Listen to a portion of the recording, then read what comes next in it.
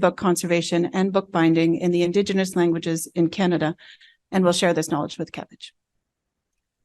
To begin with, just a little bit of housekeeping for those in person and online at today's events. We have my welcome chat, and then there'll be a talk by Dawn Taylor titled "And Still the Binder," but followed by lunch, an hour for lunch, and then the talk by Timothy Dick starting at 2:30, Making Books as Movie Props. Tim and Dawn's Taylors will both be broadcast online and recorded. In case there's any technical difficulties of some kind, it will be recorded and you can look at it later in case something horrible happens, but it will not because everything will be perfect. Lunch for in-person participants will be here in the community room. For people in person, there is an exhibition in the main library area. There are 4 display cases on the main floor, and one has an exhibition in honor of designer bookbinder Michael Wilcox, who sadly passed away very recently. There's one on artist books, and there are teaching models and tools from our local members. For those in person, there's a raffle. Various items in support of an endeavor we're going to be announcing as part of this talkie talk that I'm doing. It's $10 for 10 tickets. And we have information as well about a collaborative exhibition. It's also been sent by email organized by Andrew Howitt about that and how you can participate in that. There are back issue publications here in person for people that want to take some free copies. And just after Dawn's talk, there will be a guest book here in person for people to sign. The board would like to welcome all those attending both in person and those joining online. More importantly, we'd like to welcome all our members, whether here or not today, to our 40th anniversary year, now just past the midpoint. As we begin our event today, on a day we look both backwards and ahead, I'd like to recognize 2 important achievements. The first is to congratulate Safa Botros on the achievement of their certificate of completion for the core curriculum. She just arrived. Yay, Safa! So we will be presenting Safa with the certificate to honor her completion of the core curriculum. Congratulations, Safa. You can come and get your certificate if you like. Thanks to Robert Yu for the use of the marbled paper, but congratulations. Do you want to come? Oh, yeah, we can take a picture. We're taking a picture. Okay. Perfect. Perfect timing.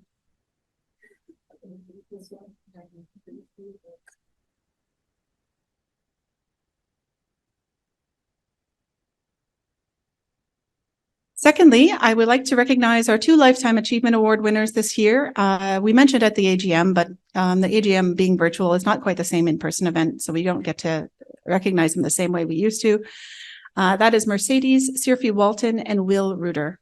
This was announced in May, but just for context, William Reuter is the founding member of Cabbage, a highly regarded private press printer and the proprietor of Aliquando Press, and a past Art of the Book exhibitor and award winner. Mercedes Sirfi Walton is a past Cabbage board member and vice president, former Cabbage home study director, and was a dedicated mentor for many home study core curriculum students. Congratulations, Will and Mercedes, well deserved.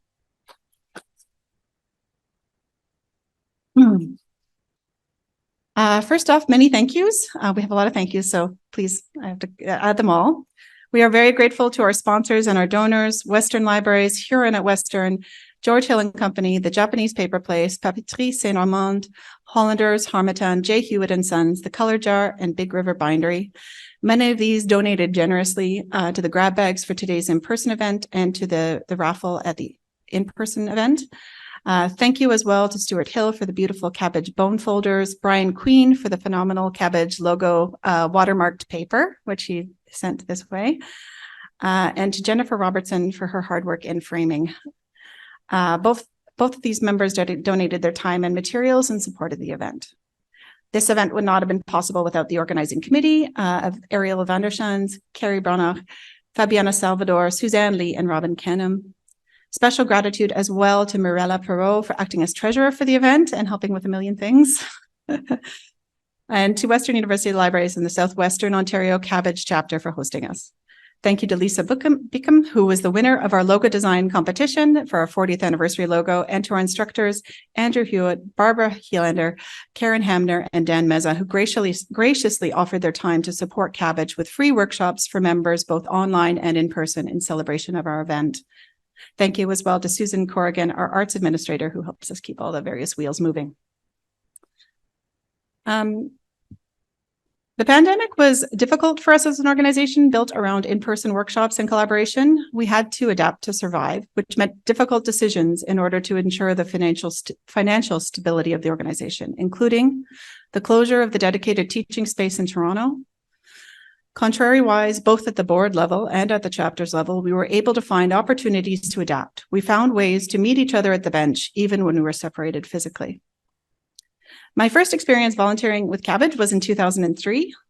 I wrote on a whim to ask about volunteer opportunities in Toronto before I began my book conservation training in the UK. I had previously been taught and encouraged in bookbinding by Joe Landry and Ruth Legg in Nova Scotia, both of whom gently nudged me to contact Cabbage head office while in Toronto. Sheila Smith responded to my email and brought me into a massive flurry of things happening in Toronto. Within a month, I was manning tables for Cabbage, proofreading manuals, folding folder stock, helping winnow the archive, and attending events. I will forever be grateful to Sheila for bringing me into the fold and for her continued encouragement in those early days, including when I took on the newsletter role much later. There are, in fact, too many names for me to list that encouraged my participation in Cabbage at all levels. In the very first newsletter that Cabbage produced in 1983, they noted that 37 people attended the initial founding meeting organized by Sheila Smith, at which the Guild was established after a broaching of something by Jill Wilmot. The aims of the Guild were defined as to provide contact among workers in the handbook arts in order to foster a spirit of cooperation and kinship, to provide access to education in the book arts, and to promote greater awareness of the book arts to the general public, to advocate and promote high standards of excellence in the book arts. The first directors in 1983 were Sheila Smith, Ann Tomlinson, Morton Barkin, Betty Elliott, and one of our speakers today, Don Taylor. If we review that first newsletter, it's available online when you're signed in as a member. You can go read it. Please become a Cabbage member if you are not already, if you are here. The concerns are not unfamiliar. The need for education, including ways to increase expertise, the lack of easy access to materials, making connections across a large landmass, exhibitions, and exposing the general public to the book arts. Many of these concerns still ring true today, although some of these have been alleviated somewhat through the hard work of various Cabbage members. The lifeblood of a small organization, and we are a small organization, is the people. Don Taylor. It's turned it off. It's okay. We are volunteer run and we rely upon members. This can lead to volunteers with burnout, exhaustion, and frustration. I experienced this personally in some of my volunteer roles, but it can also lead to collaboration, ideas, and growth. And with enough renewal, more people, more fun. We need to encourage new members, and I have that as, I guess, a challenge to our members to encourage new members to our organization. We need more people, young members, student members, members from diverse communities in order to grow our organization and continue our mandate. I would like us to imagine possibilities again, rather than looking backwards always. So what can we do with our new tools? How can we make things better? We can't repeat the past. We are very different now than in 1984, 1994, 2004, or even 2014. What remains true is we have an organization that's committed to, with a passionate for the book arts. I would like to announce, as part of this continued and renewing commitment to the furthering of book arts education in Canada, that the board would like to establish a scholarship program to fund attendance to key courses such as those in the core curriculum. Details about the extent of the program and how to apply will be presented to the membership in 2024, early 2024.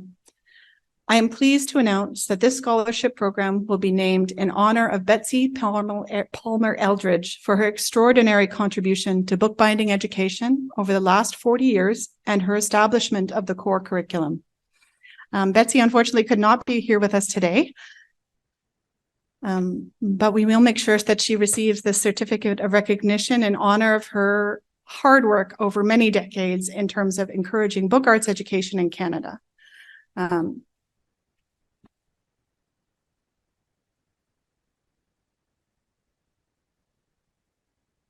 Thank you, Betsy.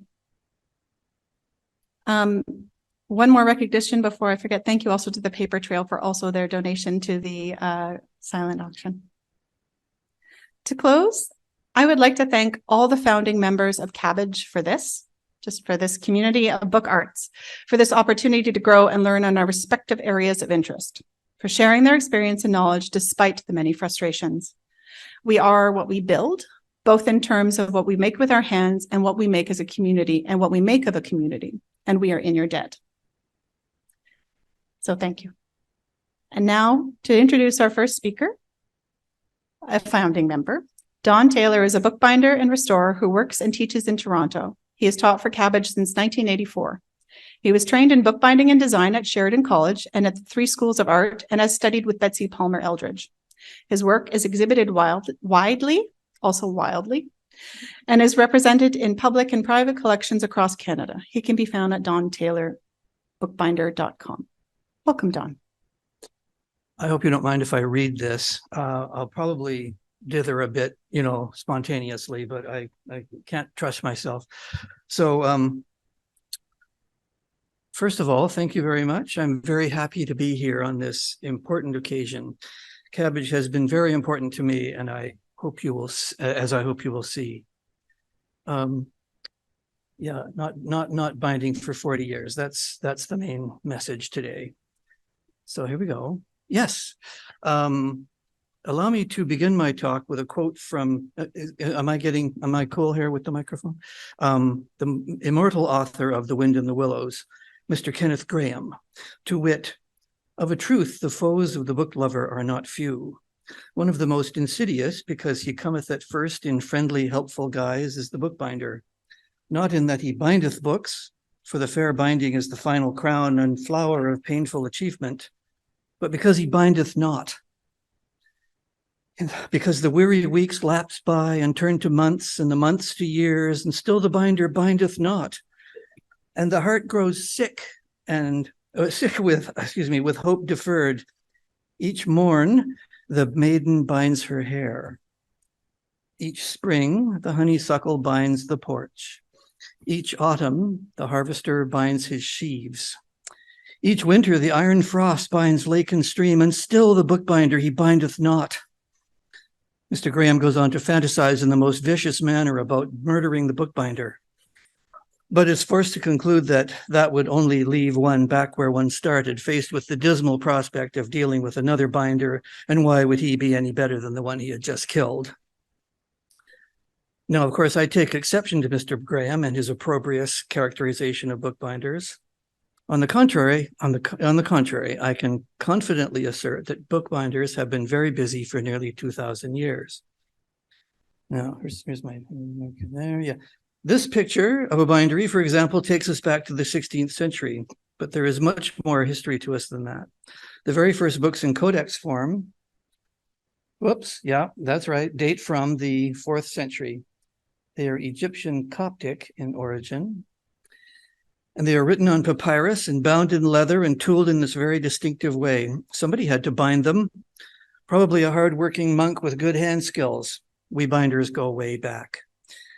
And while it seems that binders bindeth not these days, and I've had loads of customers like Mr. Grahame who are astonished at the length of time that I've taken to do their work, this is probably because eventually everyone needs a bookbinder, and we are in limited supply. But if one more person tells me that I'm working in a dying craft, I will commit murder myself.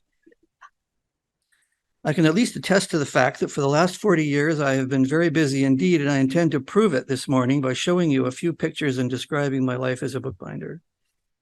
In retrospect, new picture. In retrospect, I feel that I might have been preparing for this life from the very beginning. Here I am at age 18 months, examining the bow from a Christmas present. I was reportedly a quiet child. I was also fascinated by, which I don't have a picture of, the wrapping technique of a man in the cheese shop in the Windsor market. He had such flair with the paper and string that it was a pleasure to watch. Years later, when Betsy, who has taught so many of us, told us that in Germany, where she trained in a bindery, she learned that the test for beginning an apprenticeship was to wrap a brick with paper to see how neatly you could work without being wasteful of paper or string. our cheese man would have been a shoo-in. At age 14, I bound my first book. It was a set of the previous year's National Geographic School Bulletin, and I bound it following the instructions in the 1959 Daily Mail Boys Annual that my uncle had sent me from England a few years ago. It taught how to do binding in 6 pages. Fantastic. I used some cardboard from a cut-up shoebox and a piece of Madras cotton that my sister had left over from making a skirt in home ec class. The whole mess was stuck together with bond-fast carpentry glue, which of course dries as hard as a rock, so the book would scarcely open, but I would love to have it still. These things keep you humble. But let's move forward. Oops, hang on, what did I just do there? Yes. In 1980, just before the beginning of Cabbage, I started, let's call it a business for the sake of argument. I had attended Sheridan College for a year, where for a very brief period, during a window that I refer to as the miracle, there was on offer a full-time course in hand bookbinding. I had left my secure government job, from which incidentally I could now be retired with a fancy pension, never mind, and resolved to try to make a living doing something that for many years had already given me a great deal of satisfaction as a hobby. I set up my bindery in the basement of my house at the bottom of the hill in the west end of Toronto and took anything and everything that came my way. I did a lot of rebinding and restoration work for rare book dealers, some of whom will still speak to me. They go off you, you know. Restored my share of family Bibles, made countless architects' proposals, wedding albums, archival boxes for libraries and collectors, and artists' portfolios, among many other things. At the risk of repeating myself, at some point, everyone needs a bookbinder. Friends, there is even a market for funerary urns. Eventually, I teamed up with a studio partner, Kate Murdoch. This was just before an absolute cloudburst, rather like I drove through to get here. And at just about this time of year, flooded my bottom of the hill bindery up to the ceiling, pretty much ruining all my supplies, equipment, and some of the books that I had down there for repair. My counsel is, do not do that. Do not ever have a bindery in a basement. I salvaged a few things by carrying them over my head through the torrent of water that filled the basement in about 10 minutes. I remember a certain Johnson dictionary that was removed just in time, but a bunch of other things were soaked and needed a lot of work to restore them. Here's the aftermath of the flood. Quite devastating. But then an amazing thing happened. The book people threw in a benefit party to help me get back on my feet. Remember that this was before Cabbage had established the network that exists today, and definitely before the internet. I still look back on that event with gratitude. It helped us get new supplies and get established in our first studio in a converted World War I period machine gun factory on Fraser Avenue in what is now Toronto's Liberty Village. And that's book people for you. I might as well acknowledge now how profoundly Cabbage has influenced and supported my own career. It's because of Cabbage, but I was able to start teaching and keep learning new skills. Sheila Smith, one of the founders of Cabbage, was instrumental in bringing in top shelf artists and instructors to boost the Cabbage knowledge base through workshops and the Art of the Book exhibitions. Without her efforts, Cabbage could have flickered out in those early days. And speaking of top shelf instructors, I can't leave this subject without mentioning the best of them all. And Betsy, I know you're not in the room today, but if you're at home watching this, I mean this from the bottom of my heart. Betsy Palmer Eldridge took many of us under her wing, teaching with a depth of knowledge and experience that money really can't buy. It's because of Betsy and what we learned in her icebox of a basement that I, for one, am the binder I am today. Thank you, Betsy. I'm eternally grateful. Sheila and Betsy effectively pushed me out of my little box to try things I hadn't dreamed of attempting. We did lots more restoration work and props. Speaking of, here we are, props for film and TV, many over the years, but this one was to house an old film canister. I was able to, hang on. Oh yeah, yes, and sorry. I'm getting too excited here. Here I am with my teaching. No, I'm not. That's right. Right there. This is from a course in box making in which we are using a St. Peter's ale bottle for forming an oval box with a leather trimmed lid. Dan, were you in that class? No, he denies everything. Oh, yeah, somebody was. There we go, Barb, right. It was a perfectly lovely oval shape, and we were able to form our box around that. And here's the result. And here I am with my teaching face on, demonstrating something or other. If you recall, please note the similarity of facial expression to my picture at 18 months. I feel it is telling. I was able to develop and teach courses in Coptic bookbinding, Gothic bookbinding, what I called Gothic bookbinder. Anyway, never mind. Crucial boxes. Those were boxes that all binders need to know. Exotic end bands, and that should have said end bands, but I messed it up. And paste papers. There I am getting ready to do a paste paper. In addition to the core cabbage courses. And then and we were talking about art of the book, so I'll show you a few submissions to the art of the book over the years. There's a paste paper. Gamebox was submitted in 1993. The art of the book, and won the big prize that year. It was conceived as a shameless vehicle to show off some of my paste papers. The box contained 19 game boards with titles suggestive of some kind of game that in theory, if not in practice, could be played with the counters supplied in another part of the box. Here are a couple of the boards. The one on the left is called Sunspots, and I don't remember the rules. It sort of says there, radio communications may be disrupted, yeah. And the one on the right is some days you're the windshield, some days you're the bug.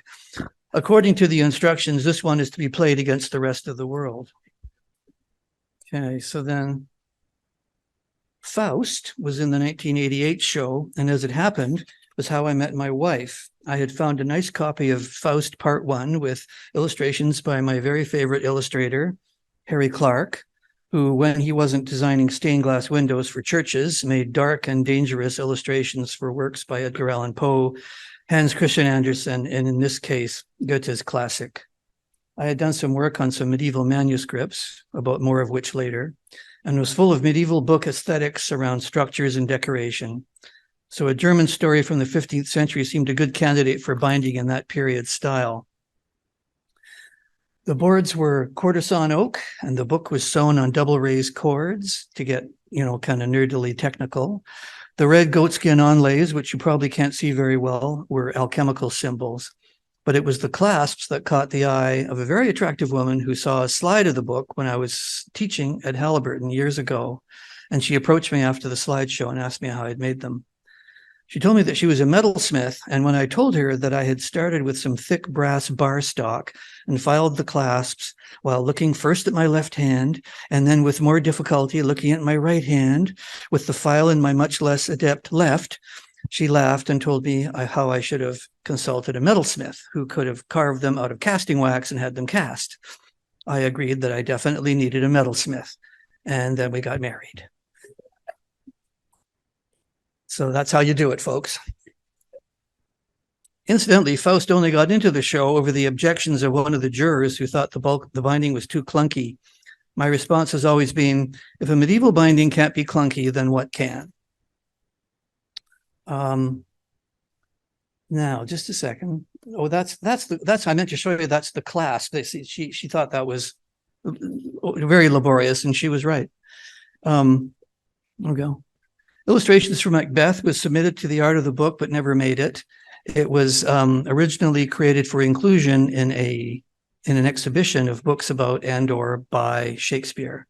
I was unable to find anything that I wanted to work with, so decided to make an artist's book featuring quotes from the Scottish play and monoprint illustrations for the quotes. I also made up a backstory for the book describing the book's discovery and the personal effects of the presumed illustrator, one Deschard Rinderpest, who had created the work during a state of psychological disturbance caused by the violence of the play. The binding features slashes in the cover leather and end papers scanned from, and it was perfect. I went to the one of those Toronto books, University of Toronto book sales, and found this incredibly overly annotated student edition of the play. Very obsessive looking, and you can see traces of it in the cuts in the leather. There's one of my illustrations. Is this a dagger I see before me? I did about 35 of them, and I don't know, it wasn't enough. Anyway, happy ending. The book is now in the collection of Massey College, about which more later. I, Claudius was meant for the last art of the book show, but also failed to qualify. The design was based on a rendering of a 2nd century Pompeian floor pattern recorded by archaeologist Flinders Petrie in his book of antique ornamentation. As Claudius was a prolific writer and the narrator of this pseudo-autobiography and mentions the diptych of wax tablets that he used to make notes, I used the inside surface of the covers to replicate the tablets and carved a bone folder to make a stylus that could be used as a closure at the foredge. I think, do I have another? There's how it closes up. Soon enough, excuse me, hang on. Okay, soon enough, we were busy enough to bring on Reg Beatty as a third partner. Reg had lived semi-legally in a small studio building in John and Queen, right in downtown Toronto, and was aware that the space was still available. Amazingly, it was slightly less expensive than the Liberty Village space, and the location was unbeatable. We moved in and stayed for over 20 years, eventually taking on 2 young apprentices. Lee, one of whom is Kate's daughter, Lee, pictured at a very young age. Lee is now in her 30s and is an accomplished bookbinder. She also runs a gardening business and plays bass in her own rock band. And the excellent Laura Rafferty, who is Kate's daughter-in-law, has been working with me for 15 years or so. In her spare time, she is a fabric artist and drummer in a different band. Our experience has demonstrated that a good sense of rhythm seems to be an advantage in producing a superior grade of binder. I'm just throwing that out. Here's a shot of us at full strength, including our friend Manuela, who loved us so much that she would come in and sew books for the fun of it. There she is. There she is, busy. She kept herself busy. It was fantastic. Later, we agreed to participate in a group exhibition that she was organizing on the theme of the 4 seasons. Here's some work for that show by Reg and Laura and myself. Let's see, hang on. Yeah, about 25 book artists were assigned a season to work with. I got winter, as did Laura, and Reg was in the spring section. Laura made a seasonal affective disorder therapy lamp, which even lit up. Reg's piece involves some sophisticated digital work featuring spring colors. Yeah. And I made a book illustrating with my paste papers several winter-oriented quotes from literature. This one illustrates the line, This one illustrates the line from the Jethro Tull song, "Skating Away on the Thin Ice of a New Day." However, all good things come to an end, and in 2015, we were renovicted, which is an increasingly common Toronto experience, as work began on the building to modernize it. Our beautiful, messy studio space now sells Bitcoin. Yeah, I had to put it in, but it makes me sad every time. This was a crisis. We looked around for a space, but quickly realized we couldn't afford to stay downtown. Kate decided to take her business home, and Reg and I found our present studio in New Toronto on Islington near the lakeshore. We wondered if moving so far from downtown would discourage people from coming. But if you are familiar with Peter Cook's sketch, The Frog and Peach, you will understand that if you offer parking, people will come. And our new building does have a fabulous parking lot. Life has always been interesting because the work is as varied as the customers, some of whose needs are wonderfully bizarre. For nearly 20 years, I spent several hours a week working my way through the collection of an eccentric, and I might add temperamental, millionaire who had acquired a considerable number of badly damaged manuscripts from the 12th to the 16th century that needed new bindings or some degree of restoration. This 15th century Gospel of St. John was the worst one. The book had apparently been wrapped in several layers of newspaper and buried in the highly humid ground of northern Italy to prevent it from being looted by the Nazis during the Second World War, and then left there a while longer in case Italy's liberators might make off with it. Needless to say, it was very badly damaged indeed. Vellum is very sensitive to changes in humidity, let alone being allowed to marinate for several years in soggy soil, and you could see the effect. Large amounts of the text were obliterated, and the spine was in a state of extreme deterioration. My job was to take the book apart, flatten the pages if possible by humidifying them to get them relaxed, and then stake them out with bulldog clips pinned to a board and let them dry flat. Not vastly unlike how the original skins were stretched in the 15th century. It more or less worked. Not a very good photograph, but it's me taking pictures in my little, never mind. I sewed the book together on a concertina and per my customer's instructions, applied the same kind of red goatskin binding that he wanted for all his books. The man was a nightmare. I tried to convince him that a more historically sympathetic approach would do less bibliographic harm, but I was weak. At his insistence, and over a period of years, I permitted myself to create several dozen red goatskin bindings for his books, all the while cursing myself for not refusing to cooperate with his bent vision. Anyone who wishes to inspect this shelf of red objects may do so at the Pontifical Institute collection at the Kelly Library of St. Michael's College in the University of Toronto, to which they were in the course of time proudly donated by my customer.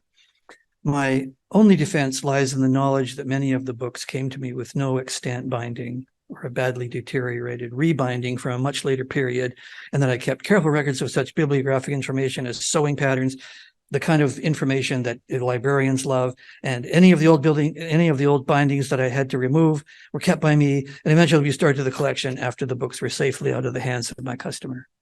He has gone to his reward these several years, never understanding what he had done with my collaboration. There. I hope that confession sets the record straight. Okay, so now, a couple of years ago, I was asked to put together a book for the artist Dagmara Genda, who had created a work composed of something over 3,000 sheets of 30-inch by 22-inch watercolor paper, into which she had cut shapes with a laser. It weighed, by my calculation, about 300 pounds and needed to be bound into a single huge volume for display in a show in Germany. She was so matter-of-fact in describing the project that I found myself taking it in without thinking about how I was going to accomplish it. She's a very charming woman. She sort of said, well, I didn't see this pile until later, but she said, I've got 3,000 sheets of and I needed to make a book, and it wants to look like this book. And she showed me a little picture of a little book. So what was I thinking about? Anyway, I clearly wasn't thinking of anything. However, we finally sewed up its 24 inches of thickness into 24 one-inch clumps of paper, and then glued the whole stack together with carpenter's clamps, working on a dolly so that it could be moved out to the loading dock eventually. When the time came, a pair of beefy lads muscled it into a delivery van and drove off. Eventually, I think it was 2 years later, I was sent a picture of the artist, paging through it. Here we are. There's another view of the, it's hard to tell, it doesn't look like a book at all, but never mind. Here it is there. Ridiculous. Anyway, but art. The problem with dealing with artists, right? It's unbelievable. And stuff they want. I'm sorry. Going through it, she finally got it in somebody to install it in this installation in Germany. Somehow it had been hoisted onto a display table in the gallery.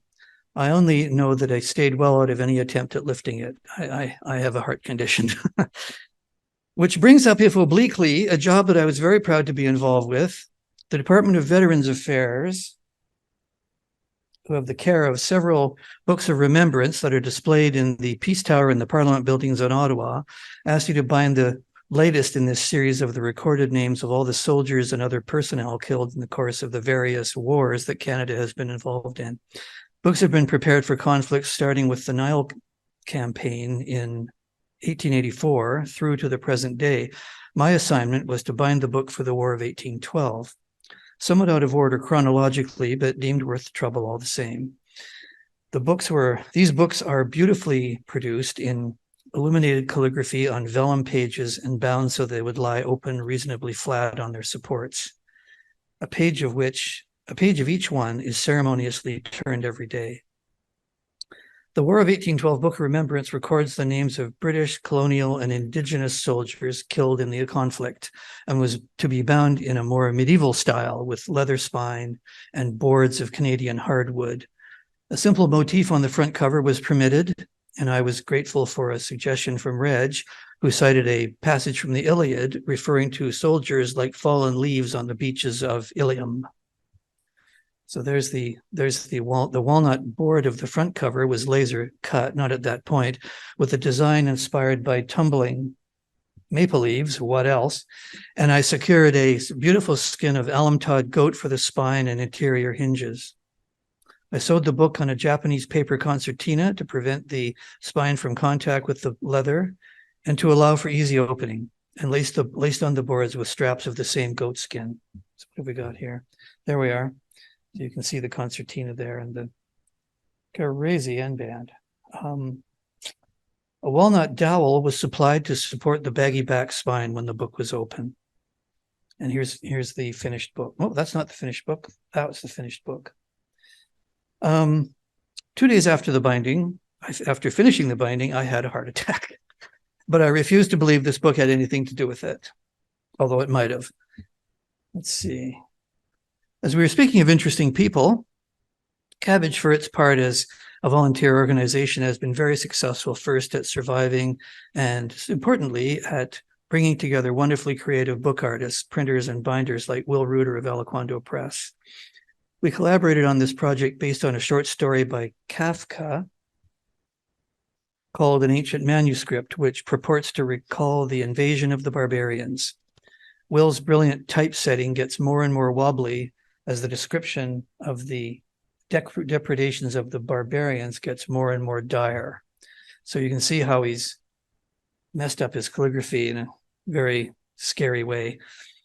And we also sprinkled what looked like, dirt all over the book, all over. It was actually dye, of course, but just to dirty it up a bit.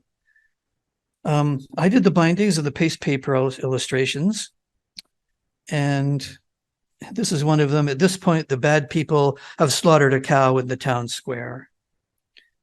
Will has also been in the habit of giving me a set of sheets of his books as they come off the press, and I have put bindings on several of them. This one is for Emblemata Amatoria.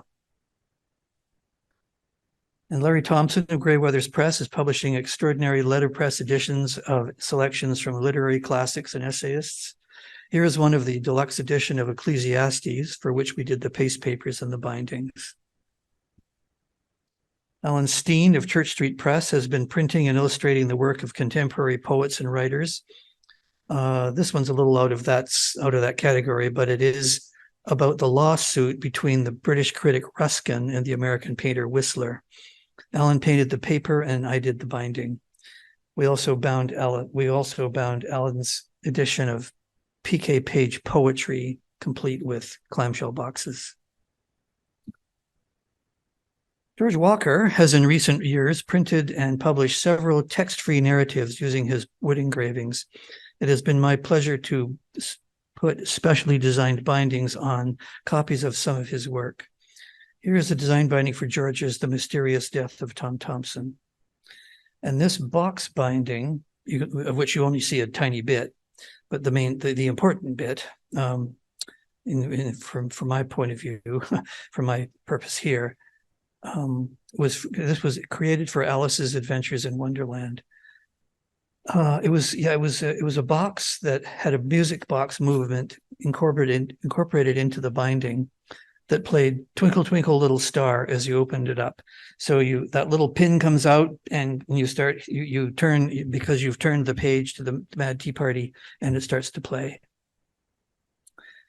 And I will never forget the arrival a couple of years ago of a huge crate containing the sheets of 26 copies of a large new work from Gaspereau Press. Andrew Steeves had printed sample sheets of all the wood type fonts collected by his friend, the book designer and letterpress printer Glenn Galuska of fond memory. This was a doozy, Franz, 12 by 18 inches and weighing in at several pounds each. It nearly killed me. Here is Laura sewing the Gaspereau book. And here is the finished product. Another great pleasure of recent years has been my connection with Massey College Library. Not quite hidden away in the basement is the bib or bibliography room, in which may be found a fully functioning 19th century print shop, actively employing several letterpresses and hundreds of drawers of lead type. As part of the college's book history program, students learn to compose and print broadsides and pamphlets under the guidance of master printer Kit McNeil. Sorry. Sorry, Kit. If you're watching. My job there for a few hours each week is to do repairs and make boxes for books in the collection, much of which concerns itself with 19th century printing technology, but also includes older books and newer works by modern letterpress print publishers. I love these old presses which have been brought back to use. Of the old Washington press there. And platen thing. Massey also possesses a large collection of wood display type. And when the college needed a new sign-in book for their formal occasions, we whipped this up for them. The Massey bull featuring in the middle of it there. I've been speaking a good deal about my friends in the letterpress community, and while I would never presume to include myself in this company, I would like to say a few words about my own imprint, Pointy Head Press. Named by my very perceptive wife, who recognized my nerdy tendencies early on and asked if all this wasn't a bit pointy-headed, I've had a great deal of fun publishing, in the loosest sense of the word, by now at least 20 small editions of opinion, personal history, and artistic endeavor. This is an edition of the Jumblies, the Edward Lear poem, featuring my paste paper, stencils, and brush calligraphy. Here they're whistling and warbling a moody song, and here they are in the shade of the mountains brown. Edgar Allan Poe's Annabel Lee has presented by the Wrapped Trees of Dovercourt. Here is our tragic heroine depicted as a Greek goddess. My Dovercourt neighborhood supplied the trees wrapped in burlap for the imagery for telling of the story.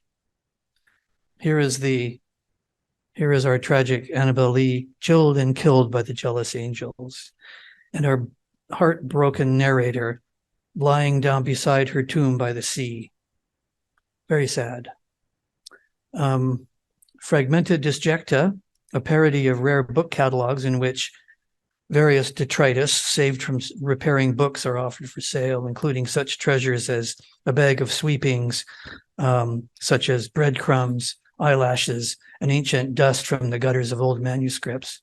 Yours for only $100. And the republishing of a hippie handbook from the 70s on the subject of marijuana cultivation. Paradolia, which features paste paper fragments illustrating our propensity for seeing faces in random data. The cover features a face with square glasses that I found in this sheet of my paste paper. Here is the silhouette of a pencil-necked man on it from another sheet, and a very serious-looking dog that I found in this one. Finally, Sleeping Rough in Athens is a memoir about a slightly debauched night in that city in 1970. We made it in the guise of a cheeky passport. And you would not believe how many people have asked me if I was getting into forgery. There's nothing forged about this. I deliberately messed up the coat of arms on the front. It says Sleeping Rough in Athens. It does not say Canadian passport. Okay, guys? But it's pretty. A couple of people looked at me with some suspicion. Cute. Okay, so you get the picture.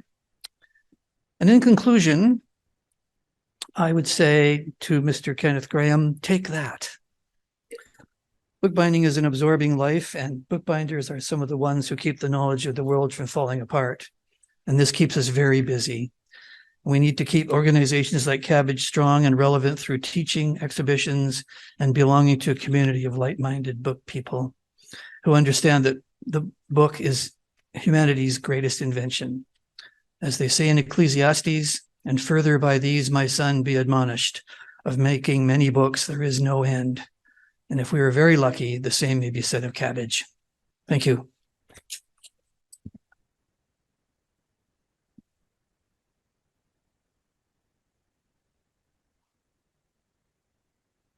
Oh yeah, sure. Go crazy. Thanks very much, Don. That was great. Just as we have a bit of time, because Ariel is fantastic and built in extra time. Thank you, Ariel. Does anyone have any questions for Don? I was probably short. No, you were not short. You were perfect. We added buffer. Okay. Does anyone have any questions for Don? Oh, we've got to get the mic so that people online can hear. There we go. That's why we keep the mic, so keep it accessible.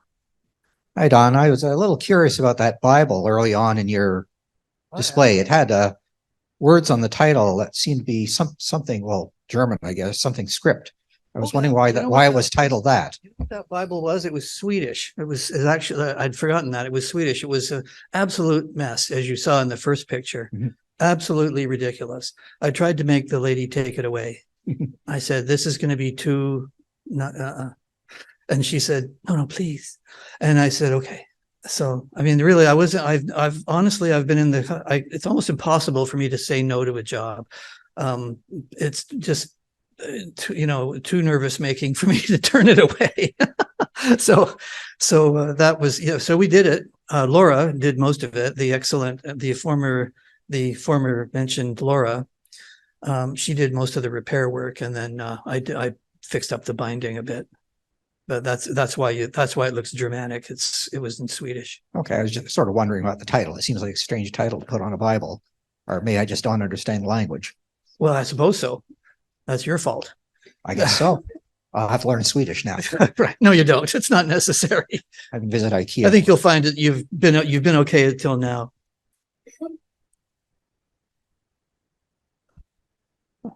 Anybody else? Well, wanting a facetious answer to their question. Anybody online as well? You could type in and I could read it. Well, that's okay. You could cut a page through some of your slides and we can go, oh, yes, that one I meant to ask. Oh, damn. What was the one that stood out for you that you needed clarification? Well, I'm not doing it again. Yeah.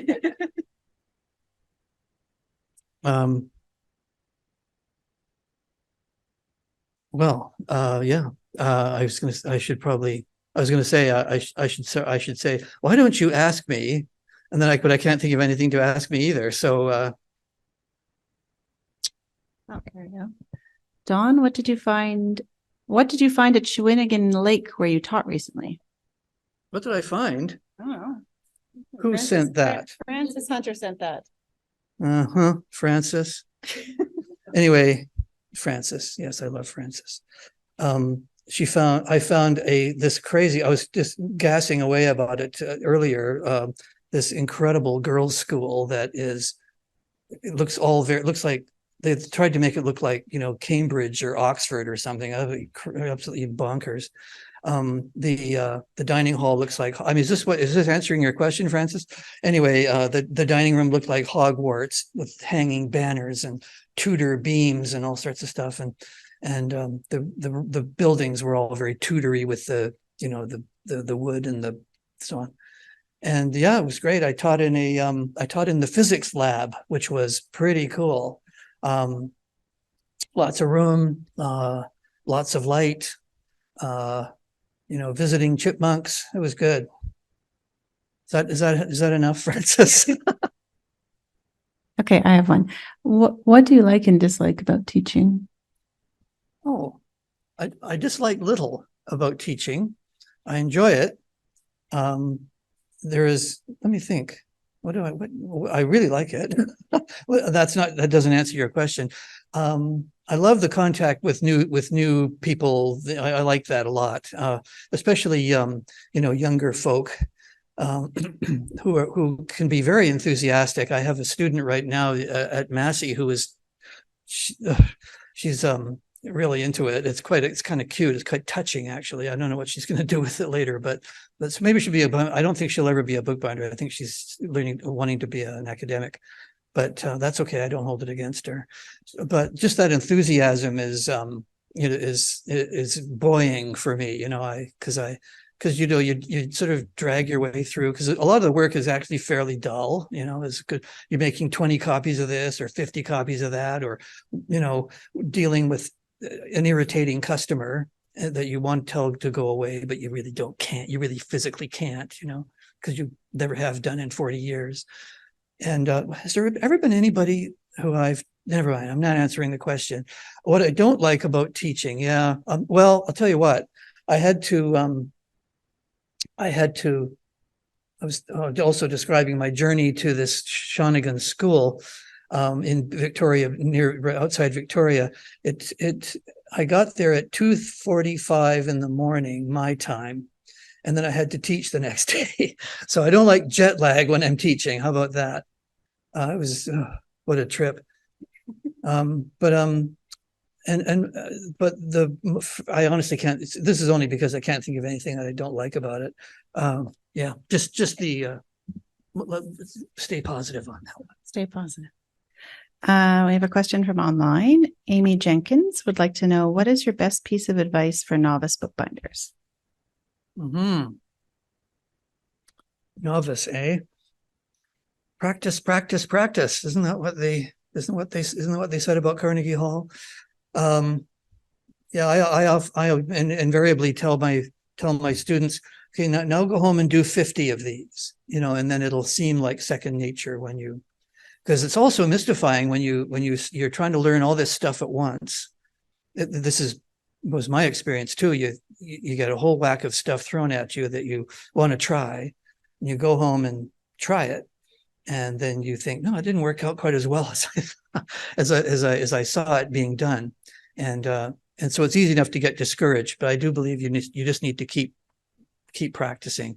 When I was at Sheridan, I would go to my class, and then I would go home and spend almost all the evening, putting together, making case bindings, or none of which ever saw the light of day. They were all just practice pieces. So I think that's what you have to do, as long as you're not practicing the wrong thing.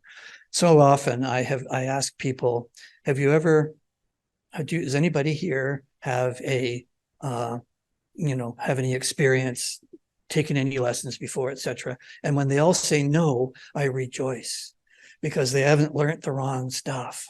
So really good. And I have Betsy to thank for that. She took me and various others after the Sheridan experience, which was very good and very valuable. And she said, you know what, we're going to show you some different stuff. And then proceeded to tear everything apart that we had learned. And I thought, wow, she's not wrong. So I kind of went ahead and took her methods. Yeah. Okay. Any last questions from anybody in person? Oh, yeah. Audrey. What are you working on now, Don? Too much. I have about 17 family Bibles that I have to get through. And those people are getting a little stroppy. They phone and they say, hi, it's Margaret. And I left that. Yes, hi, Margaret. How's it going? No, I haven't done it. No, give me another few weeks. And that's how it is. So that happens all the time. But to answer your question, well, there's a man in Quebec, for instance. He sends me, he's like a compulsive memoirist. Is that the word? He writes memoir. mostly concerning his grandchildren. And he takes tons of pictures and they go places, and he takes hundreds of pictures. And then he writes the story. And then he wants 30 copies of it, all printed real nice in color. And the amount of money he spent is just ridiculous. But anyway, I don't tell him that. He's a lovely fella. He's a very, very nice man. So one time he sent me a CD in the mail, and he said, okay, now look. He phoned me and he said, you got the CD? And I said, yes. And he said, okay, don't open it. And I said, okay. And he said, I'm going into hospital. If I don't emerge, I want you to destroy that CD. I thought, okay. I said, yes, I faithfully promised to destroy the CD. And then a couple of days later, he said, hi, I'm good. It's okay. Nothing happened. I think he was thinking, I don't know he never did tell me what his problem was, but he was a doctor. So you can imagine, how nervous he might have been. So we do 35 copies of that once in a while for somebody like that. Surprisingly frequently, family histories, that kind of thing. A lot of restoration work. And every once in a while, Dagmar Agenda comes through the door, and then you have to address your skills to her and make a 300-pound book, but that doesn't happen often. And it's fun. It's fun dealing with artists, even though they can be impossible. Yeah. But that's kind of how it goes. That's how it's always been. You kind of wait for the fun stuff to come along, and then you immediately drop everything. This is why I get into trouble with Margaret, because her Bible is so boring that I think, oh no, hey, oh great, let me do that. I'll do that, and that's what happens. Yeah. And some people have more self-discipline. I'm afraid I don't. Yeah. Oh my God, a question from the back.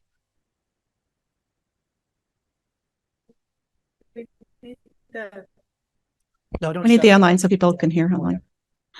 I just wanted to ask about what your inspirations are for your pointy head press books, and how often you do your smaller pointy head editions. When I think of something to do, the first one was Fragmenta, the one I showed you.